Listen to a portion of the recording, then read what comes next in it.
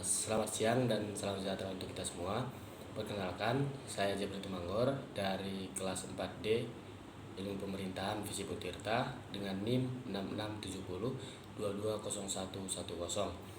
Maksud dari pembuatan video saya ini adalah untuk memenuhi tugas ujian tengah semester mata kuliah Ekonomi Politik yang diampu oleh Ibu Wahyu Kartika Utami. Pada video ini saya akan melakukan komparasi sistem ekonomi politik antara negara Indonesia dengan negara Spanyol.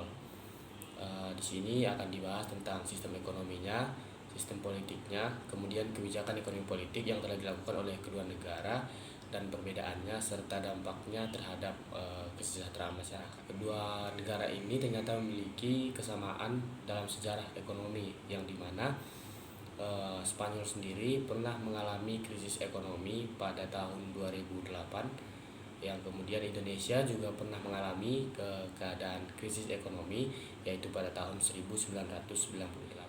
Terdapat juga pada sektor pariwisata di mana Indonesia sendiri terkenal dengan pariwisatanya yang yaitu keindahan alam atau objek wisata yang banyak terkenal di mancanegara.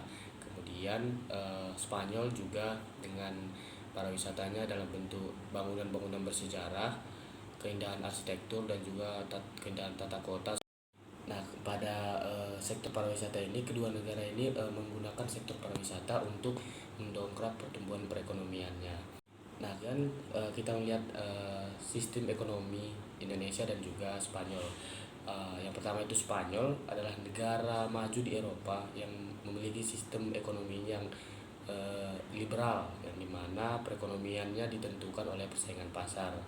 Yang kemudian di Indonesia sendiri sistem perekonomiannya adalah sistem ekonomi campuran yang dimana terdapat intervensi dari pemerintah sendiri dan juga kebebasan pada pihak swasta. Kita bisa lihat juga di sistem politik antara Indonesia dengan Spanyol.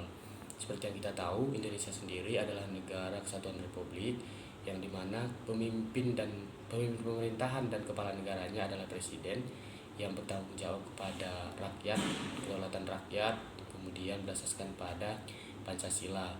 Kemudian kalau negara Spanyol itu sistem politiknya itu sistem monarki parlemen yang dimana kepala negaranya adalah seorang raja, kemudian kepala pemerintahannya dipimpin oleh seorang perdana menteri yang bertanggung jawab kepada parlemen. Kemudian kita bisa melihat di kebijakan ekonomi politik yang memiliki dampak pada kedua negara ini. Yang pertama di Spanyol sendiri terdapat kebijakan ekonomi yaitu penghematan fiskal. Seperti yang tadi dikatakan, pada tahun 2008 terjadi krisis ekonomi di Spanyol.